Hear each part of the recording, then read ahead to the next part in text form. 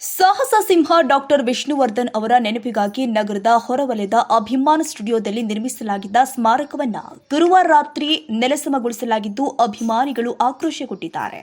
ಅಭಿಮಾನ ಸ್ಟುಡಿಯೋದಲ್ಲಿ ವಿಷ್ಣುವರ್ಧನ್ರ ಅಂತ್ಯ ಸಂಸ್ಕಾರ ನಡೆದ ಸ್ಥಳದಲ್ಲಿ ಅಭಿಮಾನಿಗಳು ಸ್ಮಾರಕ ನಿರ್ಮಿಸಿದ್ರು. ಬಳಿಕ ಈ ಜಾಗದ ವಿಚಾರಕ್ಕೆ ವಿವಾದ ಸೃಷ್ಟಿಯಾಗಿ ವಿಷ್ಣುವರ್ಧನ್ರ ಸಮಾಧಿಯ ಸ್ಥಳಕ್ಕೆ ಅಭಿಮಾನಿಗಳಿಗೆ ಪ್ರವೇಶ ನಿರ್ಬಂಧಿಸಲಾಗಿತ್ತು.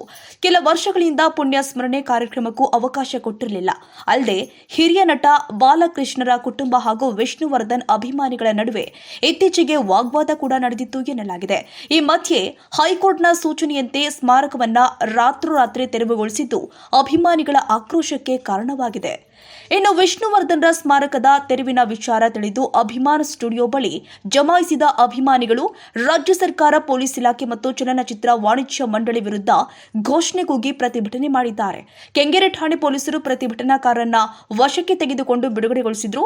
ಪೊಲೀಸರು ಮುನ್ನೆಚ್ಚರಿಕೆ ಕ್ರಮವಾಗಿ ಅಭಿಮಾನ ಸ್ಟುಡಿಯೋ ಮುಖ್ಯ ದ್ವಾರಕ್ಕೆ ಬೀಗ ಹಾಕಿ ಸಾರ್ವಜನಿಕರ ಪ್ರವೇಶ ನಿರ್ಬಂಧಿಸಿದ್ದಾರೆ. ಯಾವುದೇ ಅಹಿತಕರ ಘಟನೆ ನಡೆಯದಂತೆ ಸ್ಥಳದಲ್ಲಿ ಬಿಗಿ ಪೊಲೀಸ್ ಬಂದೋಬಸ್ತ್ ಮಾಡಲಾಗಿದೆ.